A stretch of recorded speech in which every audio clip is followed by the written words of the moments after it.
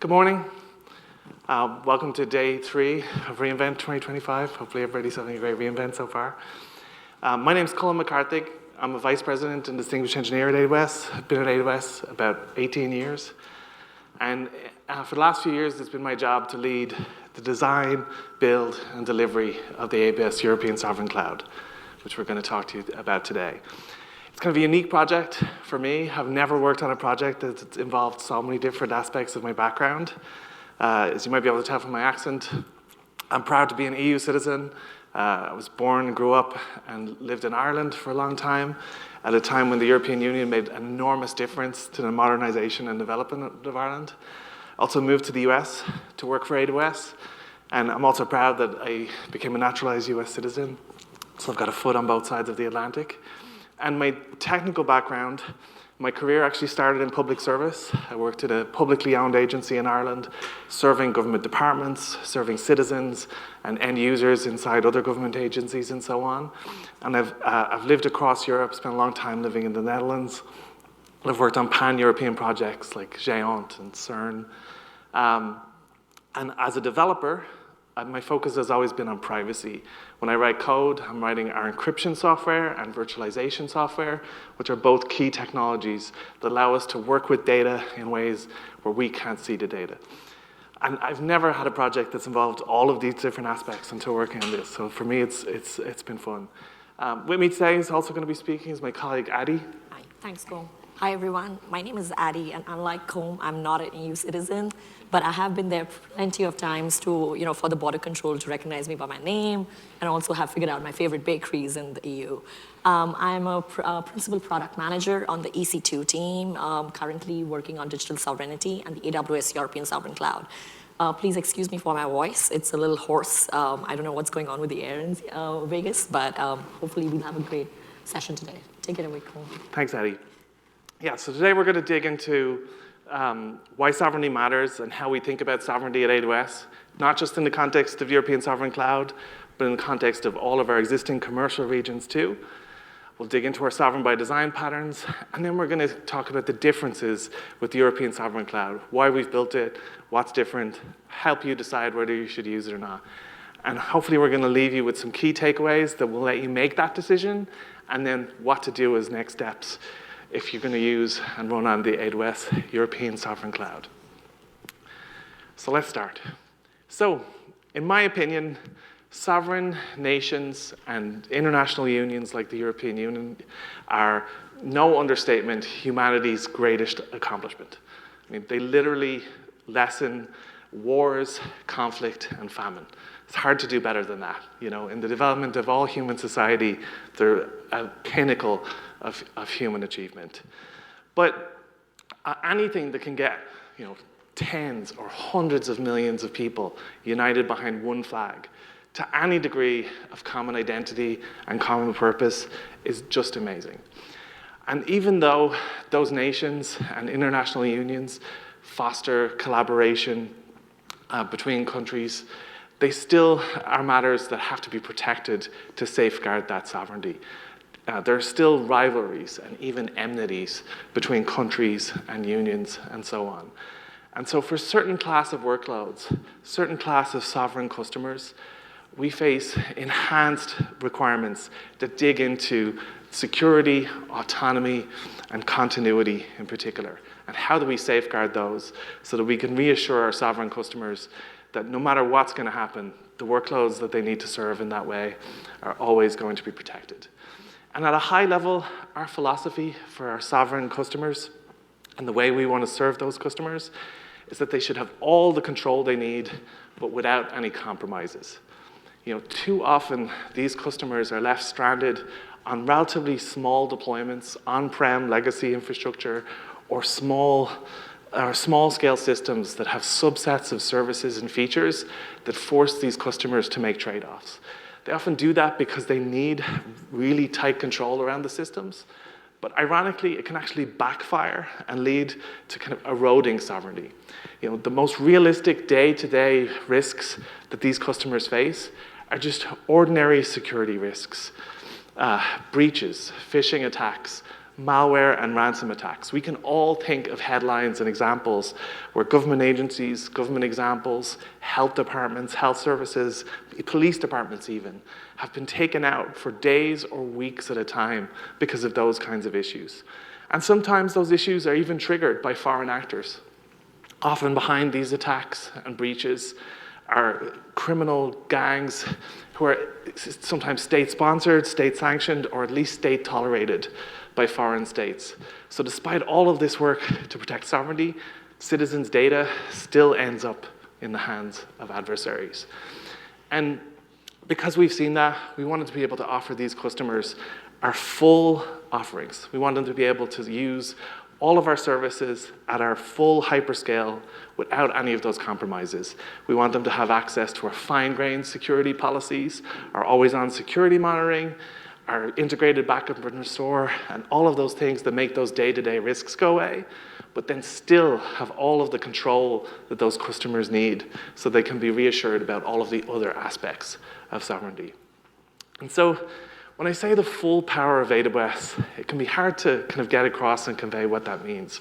You know, many of our sovereign customers are used to relatively small-scale systems, like a few servers or a few racks in a closet in an office building even is not that uncommon, or maybe a cage in a colo facility that has a few racks too. But at AWS, our scale is vastly different. You know, the data centers and availability zones that we build are the size of IKEA stores, just full of servers. And when we're building services, they have unparalleled scale. Think of a system like S3, just massive storage capacity, or a system like EC2, just incredible compute flexibility and agility. And there aren't that many analogies I can use for this. But one I do like to use is think of a modern research hospital. This is the Leiden University Medical Center. I used to live in Leiden, so as far as I'm concerned, this is Europe's premier hospital. They certainly believe so. And if you were to drill in on any one department in that hospital, you'd see it's a marvel. Like you'd see they have a world-class cardiology facility or a world-class medical school. Each of those on their own takes an enormous breadth of experience and expertise, and also takes constantly running logistics.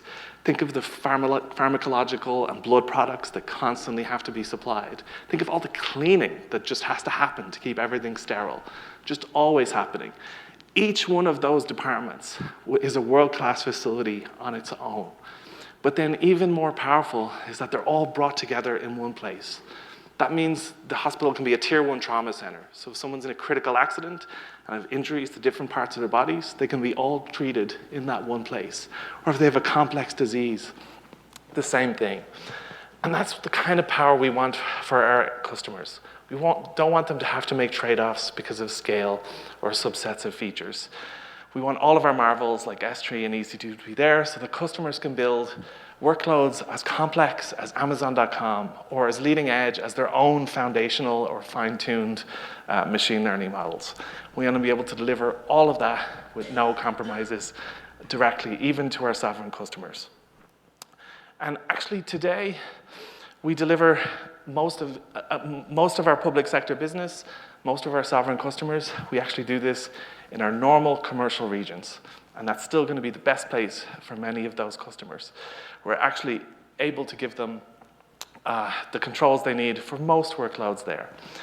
What's becoming even more important for these customers is that sovereign and government customers almost universally have their own national or international regulations and compliance laws and so on to comply with. And we've gotten clear feedback from customers and regulators over time that this needs to be easier and easier. You know, when I talk to regulators across Europe, they pretty much all are understaffed. They pretty much all have backlogs of workloads that need to be certified and so on.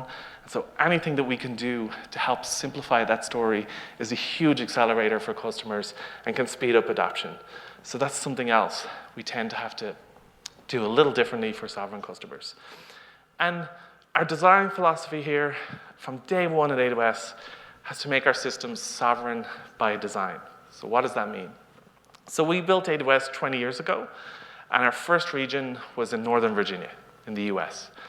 And when we were building our second region, which launched in 2008, which was actually in Ireland, in our first region in Europe, we faced an important decision to make. Would we just make it a seamless extension of our existing infrastructure, or would we show the seams? Would we actually treat it as quite different infrastructure? And so in the seamless model, you can imagine a customer could store data in Northern Virginia and then access it directly in Ireland. And there's some advantages to that. That gives you flexibility. You're able to move workloads between those regions more easily and so on. Many of our competitors chose this engineering design. Many other clouds do work like this, where if you put data in one place, it's able to migrate and move to the others, or the same for compute and so on. But we chose a different path. Based on feedback from our customers, we heard that data residency and jurisdictional boundaries were incredibly critical. So when a customer puts data in a particular AWS region, it stays there, and we don't move it. The customer moves that data if they want to copy it to a different location. So it's always clear what jurisdiction it's in, and so on. As we designed our technical systems, we also paid key attention to our exposure to customer data. We love hosting customer data. We love serving our customer workloads. But we don't want to see that customer data, and we don't want to see inside their workloads. It's not our business. We want to focus on our business. And so we're allergic to that data. We actually call it radioactive. We don't want to touch it, we don't want to see it, and we want shields between us and it. So in our core architectures, like the AWS Nitro system for EC2, or KMS, which is protecting the keys that encrypt all your data, and the encryption itself, we've built them in such a way where the customer can use our services and enjoy the experience of AWS, but we have no technical means to access their data. It's really, really, really important.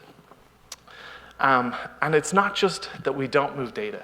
The seams and the walls between our regions go even higher. We actually operate every AWS region almost entirely independently. And what I mean by that is if you were to drill in and say, look at the EC2 service that's running in Northern Virginia, well, we've actually got a separate copy of the EC2 instance that's running autonomously in each region in Europe or each region elsewhere around the world. That's important not just for digital sovereignty, but also for availability and redundancy and resilience. If we have a problem in one region, we don't want it to cascade or have knock-on impacts in other regions. We want customers to be able to get all of the benefits of using multiple regions. We've got more regions than ever, and we're always building more. We've got almost 40 regions publicly, commercially available today, and always have more on the way. And all of these regions come with these sovereign by design controls. And as I said, most of our public sector workloads, most of our sovereign workloads just run in these regions today. And all of those controls and compliance processes that we have are able to accommodate them in existing regions. But sometimes we face needs that go far beyond this, where it's not just the customer needs to be reassured that we can't see the data, but need to be reassured about other things, like who's operating it, what are the legal governances, and so on. So we're going to talk more about that. And this is not the first time we've faced these issues or done something like this. In the US, we've long had US GovCloud, which we built for our US government customers, which is operated exclusively by US citizens. But we also have some other dedicated sovereign clouds.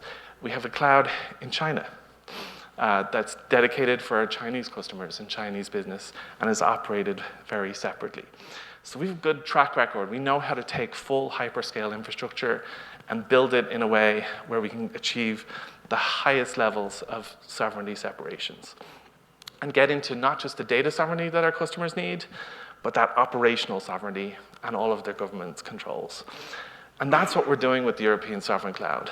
The really short version is we're building a completely dedicated, physically and logically separated cloud infrastructure just for Europe, run exclusively by EU operators in the EU, with no external dependencies on non-EU infrastructure or personnel. Now, because each region is already isolated, as I've shown you, well, what are the technical differences? Where does it start? So let's drill in on those. So we do have a handful of services that we call global services that actually operate either in front of our regions or are centralized in some way in one particular place. The first example here is billing and usage. Many of our customers might use 2 or 40 regions, but they only want to get one bill. So we aggregate all of the billing and usage data, we centralize that in one place, and we generate one bill once a month, and that's how our customers get their bills.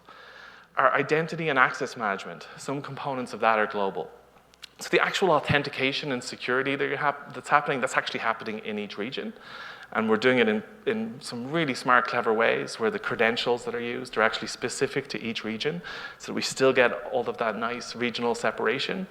But for consistency, we do allow customers to define their users, accounts, policies, permissions, organizations once. So those can be defined in one consistent place and reused across all of the regions. And then services like Amazon Route 53, our DNS service. So DNS is an intrinsically global system. The world only has one DNS. And also DNS is often used to serve customers from different regions. A customer might use DNS to say, I want my European users to be sent to this European region. I want my US customers to be sent to this US region. So it kind of has to sit in front of regions and outside of that concept of a region. Those are our global services. And you'll see in a bit how we're building versions of those dedicated to and specific for the European Sovereign Cloud.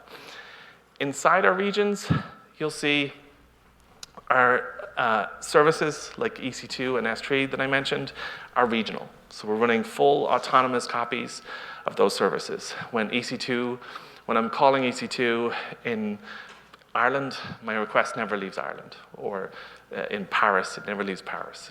Or in Frankfurt, it never leaves Frankfurt, and so on. And that's true for almost all of our services. That's our default design pattern. Very, very, very strong default. Actually telling a little bit of a white lie here, because if you were to drill in even further, you'd see that those services are actually zonal under the hood. So our regions are made up of availability zones of different data centers. Those availabilities are spread across an area about the size of a city. And actually services like EC2 and S3 and so on, they have redundant, resilient infrastructure in each of those availability zones so that we can maintain and offer our customers very, very high availability. And so the very short technical version of all this is that for the European Sovereign Cloud, it's like we're putting a bubble around everything, not just our regional services, but even the global ones too. And we're building full, dedicated, isolated copies of those with dedicated EU staff to serve them. We'll get into more detail in a bit, but for the next section, I'm going to hand over to Addy, who's going to introduce you to the AWS European Sovereign Cloud. All right, let's dive deep into the AWS European Sovereign Cloud. We pre-announced our plans to build the AWS European Sovereign Cloud back in October of 2023, based on decades of AWS experience in running and operating and building multiple independent clouds for the most critical and restricted workloads. The AWS European Sovereign Cloud is going to be located in the state of Brandenburg and is established under a parent German company. It is a net new partition which is physically separate and independent from the rest of our regions at AWS. It features its own identity and access management and billing stack. So let me kind of break that down, what that means. How many of you use more than one AWS region today? Right? Great. And when you do that, you realize you get one bill which consolidates all of your spend across these regions. You also end up using one account to access all these regions. So with AWS European Sovereign Cloud, that's going to change, which means you will have to create net new accounts in order to access the services that we provide for the AWS European Sovereign Cloud, and you will get a separate bill for this region. In addition to these aspects, the AWS European Sovereign Cloud also provides enhanced data residency. So let's kind of go into that, right? With AWS, customers have always been in control of their data. They decide where the data gets stored and who has access to it, right? With the European Sovereign Cloud, we've gone one step beyond in providing enhanced data residency, which means that not just customer content, but also customer-created metadata will stay within the EU. So what does customer-created metadata mean? Customer-created metadata is defined as the metadata that customers create to manage their resources in the cloud. So I'm talking about resource labels, tags, configurations, etc. all of that is going to stay within the EU. And having said that, right, apart from independent infrastructure, the AWS European Sovereign Cloud will also provide operational autonomy, which means zero operational control from outside of the EU. All of the operations of the AWS European Sovereign Cloud will be done by EU citizens, who are AWS employees and are located in the EU. And this covers right from the infrastructure layer where you have data center operations to service operations to day-to-day operations and also customer support. We are right now transitioning to ensure that the European Sovereign Cloud is exclusively operated by EU citizens. So during this transition period, we will work with a workforce of a blended model with EU residents as well as EU citizens until a period of time. Some other key characteristics of the AWS European Sovereign Cloud. The first one speaks to the independent governance structure, which means that for the AWS European Sovereign Cloud, we have established net new entities as well as have established independent governance. And I'm going to go over that in a few minutes. The second one is around indefinite operations. So, when we've been working backwards with customers, one of the key themes that emerged was around survivability. And the use case that kept coming up was around, hey, I want to make sure that I want to be able to sustain my operations despite a geopolitical crisis or a technical failure or even a natural disaster. And in order to address that, right, AWS has been committed to ensuring continuous operations. And to that end, what we've done with the AWS European Sovereign Cloud is, one, ensured that there are no critical dependencies on the infrastructure side from outside of the EU. That's one. And then two, we are committed to ensuring that customers and we are able to deliver continuous operations even in the most extreme circumstances. To deliver to that, the third thing that I want to talk about is we've made sure that a copy of the source code for the services that are required to run the AWS European Sovereign Cloud are also sitting within the boundary of the AWS European Sovereign Cloud, or the bubble, as Colm called it earlier. We're also introducing the Sovereign Reference Framework with the AWS European Sovereign Cloud. This basically helps translate the sovereignty requirements into auditable controls. And these sovereignty requirements are a function of what we've learned from our customers, regulators, and they're guided by the industry-leading frameworks. And they help identify or help communicate to customers and partners a single source of, or a consistent way to really understand how these sovereignty requirements map into auditable controls, as well as how they can be independent, how they're designed, implemented, and also independently audited. It is basically a framework of your legal, operational, and technical controls all coming together. We're also going to be establishing a dedicated security operations center, which Colm is going to talk about in a few minutes. And then, for the first time, we're also introducing a dedicated European trust service provider for the European Sovereign Cloud. And what that means is that this dedicated European trust service provider is going to be in control of issuing key certificate materials and certificates within the EU. So in the event of a disconnect, etc., this particular entity can autonomously still continue to issue certificates within the EU. So net, right, I think one of the key takeaways from here is that everything that you need to operate the AWS European Sovereign Cloud is in the EU, right from the talent, the technology, the infrastructure, and the leadership. And coming to leadership, let me walk you through with what does the governance structure of European Sovereign Cloud look like. So we said we've established a parent German company, AWS European Sovereign Cloud GmbH. It's going to have its own managing director, which is Stefan Israel, who joined us pretty recently, and will also have a security officer as the managing board of this parent company. Both of them and both of these roles will be EU citizens located in the EU. We're also establishing an advisory board with the AWS European Sovereign Cloud. And the advisory board is expected or is entitled to act in the best interest of the AWS European Sovereign Cloud.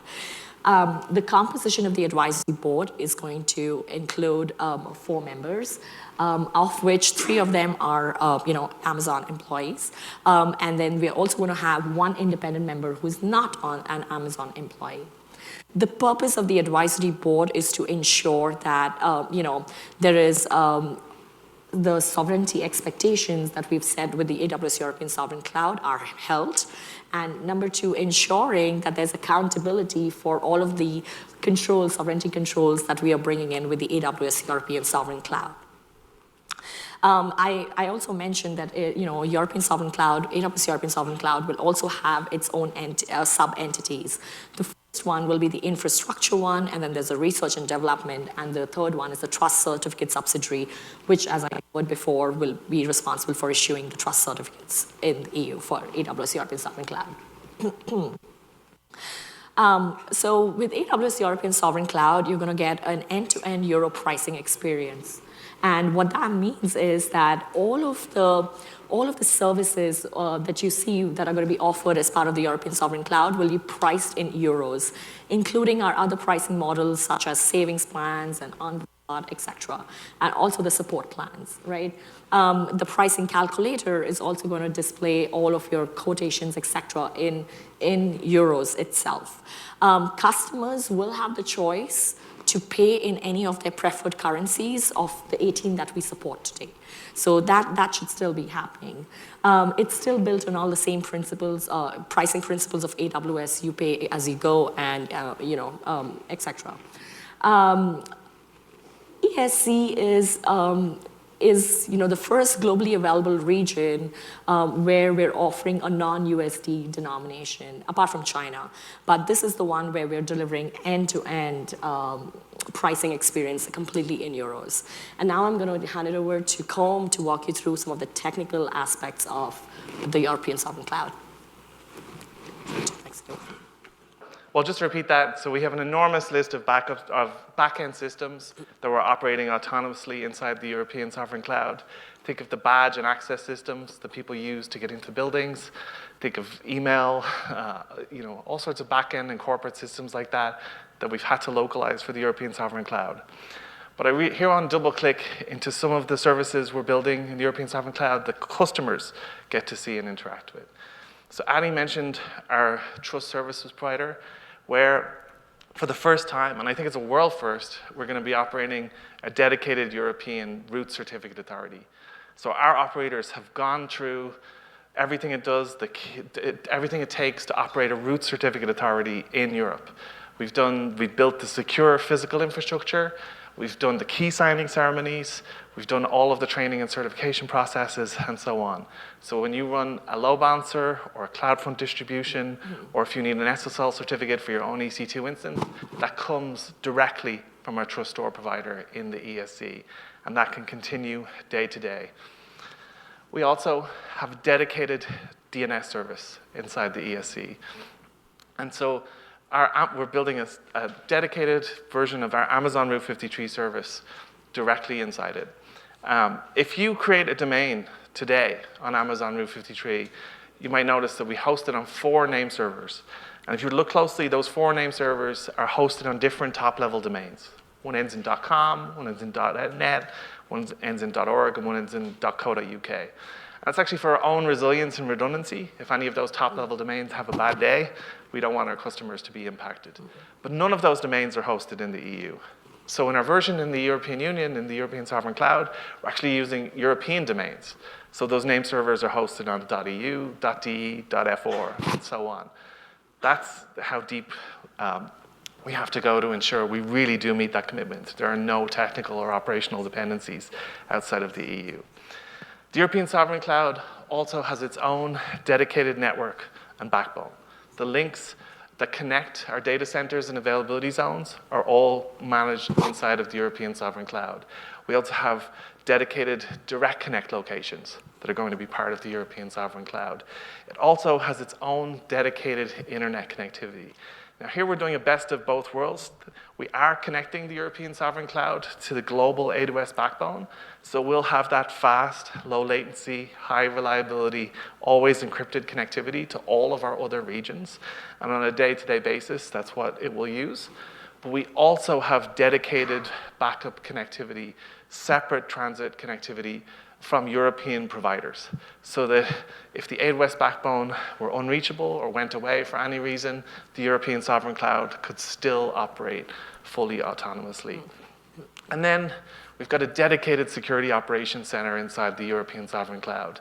We've got security staff and a dedicated security leader who have full supervision and access to all of the security monitoring that we run inside our regions and everything it takes to run proactive response to any risks and threats that emerge.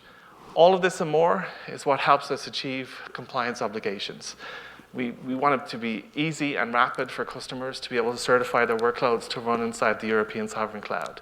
And one of the reasons why customer-created metadata stays inside the European Sovereign Cloud is so that customers no longer need even those trivial administrative data exceptions that they sometimes require. Stuff like that is just dramatically simplified in the European Sovereign Cloud. And for the first time, and based on consultation and working with regulators across Europe, we're also documenting all of our sovereignty controls rigorously, and we've got an exhaustive list of everything we've done, how the control works, why it was done that way, and the evidence-based processes that we use with regulators to show that that compliance control works. This is designed to accelerate compliance. As I said, feedback from regulators across Europe has told us that they just greatly appreciate any kind of acceleration that we can do there. It makes a big difference for how quickly our customers can adapt. With that, I'll hand you back to Addy, and then I'll be back to end. Thank you. AWS has always been committed to Europe and its digital goals and its ambition. And we've always been making sure that we are investing heavily in the EU. The AWS European Sovereign Cloud represents the continued AWS investment in Europe. In fact, EU has the single largest group of our engineering teams for AWS outside of the US in our development centers in Dresden, Dublin, as well as Berlin. And you'll also be surprised to hear that some of our core services, like the AWS Nitro and CloudWatch, are actually built from the other side of the pond. So that's pretty interesting. AWS European Sovereign Cloud is an investment of $7.8 billion. And this has all been, we're making sure that we're committed to contributing to the social economic fabric of the EU by investing heavily, ensuring that we're building skills and the talent and the technology for EU to really compete at that global level and global scale. Moving on to partners. Partners and AWS have always been a winning combination, right? They provide immense amount of value delivery because they're the closest to our customers in understanding their workloads and their use cases. I'm happy to let you guys know that we will have on the AWS European Sovereign Cloud a bunch of partner offerings as we get ready to get out the door. And the idea here is to ensure that with the help of these partner offerings that are going to be offered on the AWS European Sovereign Cloud, customers can actually leverage the depth and the breadth that the AWS Sovereign Cloud brings with itself. So who is this AWS European Sovereign Cloud exactly for, right? The AWS European Sovereign Cloud is targeted for customers in the public sector as well as the regulated industries. And when I say that, what I actually mean is that the AWS European Sovereign Cloud is for customers and for workloads that are not yet on the cloud and because of any sovereignty concerns or reasons. So the idea here, and this is a good segue into one of our best practices, which is I think it is important to establish and understand what is your use case and what type of workloads that you're thinking that you want to bring on to the AWS European Sovereign Cloud. It's not like you want to migrate everything from our existing regions onto the AWS European Sovereign Cloud, because they still offer the same compliance and standards that are industry leading, right? So the idea here is to really think and be thoughtful about the kind of workloads, the additional sovereign controls that warrant these workloads to actually move to the cloud only on the basis of what is needed or what is required of them. The second best practice is, the need to qualify instances, right? So, it's the same APIs, the same AWS goodness that we're offering with the AWS European Sovereign Cloud. But as you know, we are always continuously, rapidly actually improving our hardware, right? So all the instance types that we launch, and we try and launch with new instance types in our regions. So the idea here is that we highly recommend that if you do want to play around or get into the AWS European Sovereign Cloud, you do your thorough testing and make sure that you're qualifying the instances. The third best practice is around the reserving capacity for business continuity. So what we don't want to would like to happen is that you think of the AWS European Sovereign Cloud at the last minute just because there is a concern around continuous operations, etc. What we would like to recommend is that you think about this in advance, right? As you're thinking 360 about your workloads and your use cases, as to when is a good time to reserve capacity and ensure that you are thinking ahead of a scenario which could be of concern to you or your customer. Having said that, I'm going to now hand this over back to Colm, because I'm sure you guys have a lot of top-of-mind questions and the hard questions that come with the AWS European Sovereign Cloud. Thank you, Colm. Thanks, Addy. So across Europe, I've been talking to a lot of customers, a lot of partners, a lot of systems integrators, a lot of end users, and there's some questions, common questions that come up. We want to make sure we could leave you with answers as part of this presentation. So one question that comes up often is the AWS European Sovereign Cloud subject to the Cloud Act? So if you don't know, if you haven't heard of the Cloud Act, that's actually a US law that standardizes how cross-jurisdictional legal requests, law enforcement investigations, court orders, and so on are handled. Rather than having hundreds or thousands of police departments or judges just make it up on their own each time, there's a standardized process for this, and it goes through policies and procedures and so on. We've got a great blog post about our approach to the Cloud Act that we put online a few months ago. I'd encourage you to just search for AWS Cloud Act. You'll get that blog post. It'll give you all the detail on it, bust some common myths about the Cloud Act and how it works and how it actually doesn't work. But one key takeaway I want you to have from that blog post is that when we build systems that have no technical means for us to access data, then we have no means to access that data. And the one thing I would add, in addition to everything we've already put in that blog post that's specific to the AWS European Sovereign Cloud, is that all of the operational control rests entirely in the European Union. Only those EU operators have any control or permissions over that infrastructure. And so it's clear at all times that EU laws apply to those operators and to that operations. Very, very similar question is, well, what about other lawful requests and orders, including from European governments and police agencies and so on? Same answer again. Again, if we've built systems that mean we have no technical means to access data, then we have no means to access that data. All of our process here is highly standardized and is also something that, again, the only folks with operational control or permissions over this infrastructure are EU operators in the EU. So it's clear at all times that EU law applies. Another common question we get is, our sovereign customers usually have to worry about the kind of threats that I call movie plot threats, because you normally would see them in a movie. Well, the last question is like, well, what if one of your employees is a spy, right?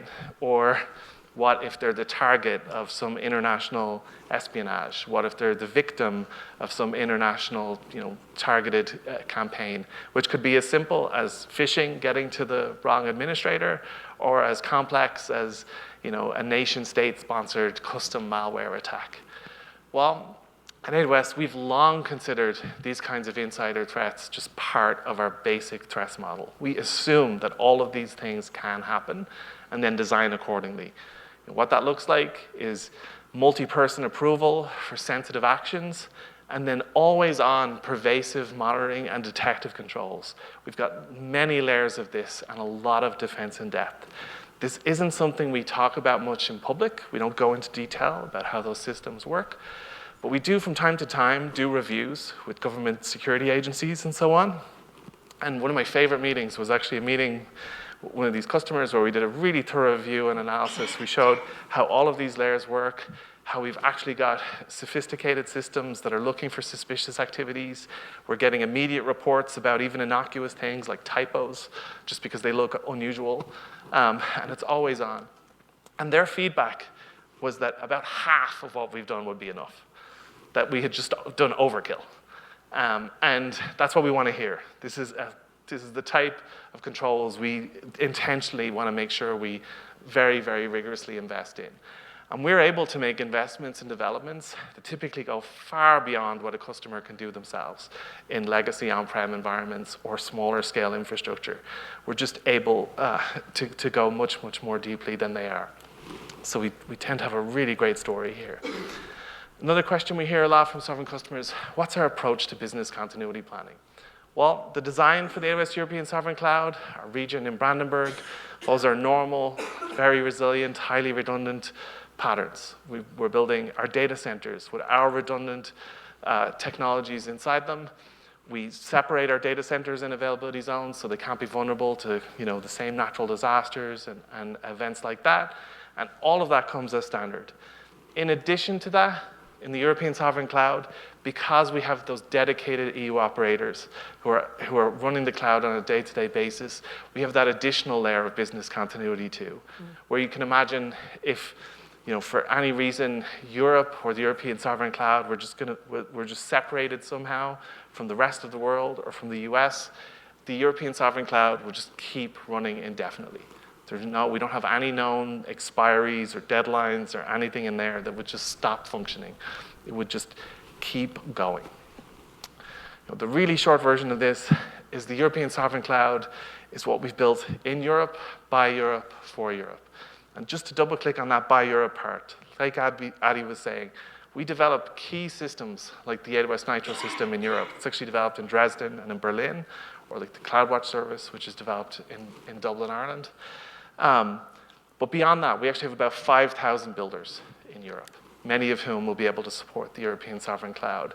So we have an enormous amount of talent and capacity in Europe.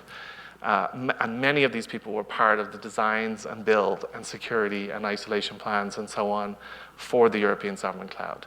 We've also, we're not just designing and building these things, we're also testing them, again, in Europe. So we've tested that we can actually isolate and separate the European Sovereign Cloud and that everything continues to work.